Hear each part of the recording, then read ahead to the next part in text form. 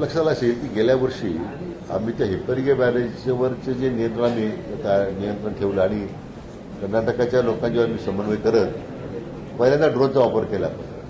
त्यामुळे गेल्या वर्षी पाऊस आल्याच्या नंतर आणि हिप्परगे बॅरेज आम्ही कंट्रोल ठेवल्यामुळे त्यामुळे पुढे पुराची स्थिती अशी शहरामध्ये पाणीदारी निर्माण झाली नाही. सांगली असेल, कोल्हापूर असेल, तेच योजना मी यावर्षी करतोच आहे की ज्यामुळं पुरातून होणारं नुकसान आपल्याला जनतेचं लोकांचं टाळता येईल.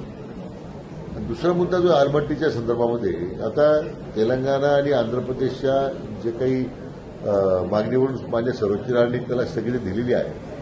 सेंट्रल वॉटर कमिशनही त्यामध्ये काही हस्तक्षेप करत नाही.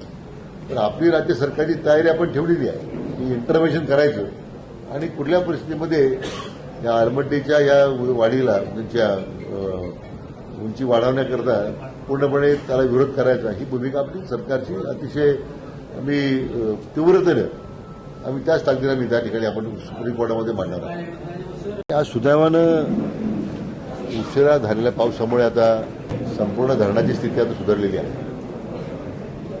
खरं तर मागच्या 15 दिवसापूर्वी सगळ्या धरणाचं पाणी पिण्यासाठी आपण राखून ठेवलं होतं.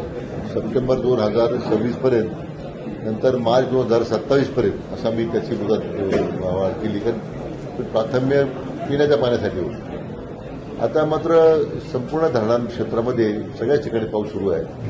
बहुतांश धरणामध्ये 65-70% पुढे पाणी साठा तयार झालेलं आहे.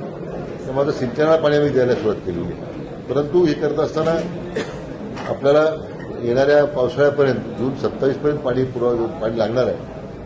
त्याचे नियोजन आम्ही त्याच्यामध्ये ठेवले आहे. विभागाची स्वतःची एक भौगोलिक परिस्थिती आहे.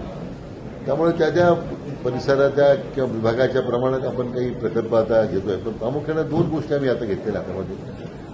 सिंचनाची वाढ होणं हा एक भाग आहेच की जे आपल्यासमोर आव्हान आहे. दुसरा जो महत्वाचा भाग आहे तो म्हणजे पर्यटन धोरणामधून सगळ्या धरणाच्या परिसरामध्ये पर्यटन विकास करताना त्या भागातील एक लोकांना रोजगार मिळेल, इकोसिस्टीम तयार होईल. त्या पद्धतीने आता मी मोठ्या प्रमाणात यावर्षी काम हाती घेतोय. आणि दुसरा म्हणजे फ्लोटिंग सोलर जे आहे, म्हणजे फ्लोटिंग सोलरमध्ये आता मोठं आव्हान आहे, कारण आता त्याची काही दर आहेत, त्याच्यामध्ये काही आता वेगळ्या विसंगती आहेत. परंतु फ्लोटिंग सोलरच्या माध्यमातून आज आमच्याकडे बरेच प्रस्ताव येत आहेत, ज्यामुळे धरणाचं जे बाष्पीभवन आहे ते आपल्याला कमी करता येईल आणि मग त्यातून महामंडळाला काही अतिरिक्त उत्पन्न मिळेल आता असा प्रयत्न आहे. आणि तिसरं महत्वाचं गाळ काढण्याचं धोरण आम्ही घेतलेलं आहे.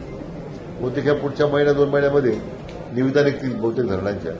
त्यामध्ये आता चंदगडचे आमदार मोदयांनी असं मागणी केली होती काही ज्या भागामध्ये असे गाळ काढण्याच्या उपाययोजना करायच्या आहेत त्यामुळे त्या कामाला गती देतो.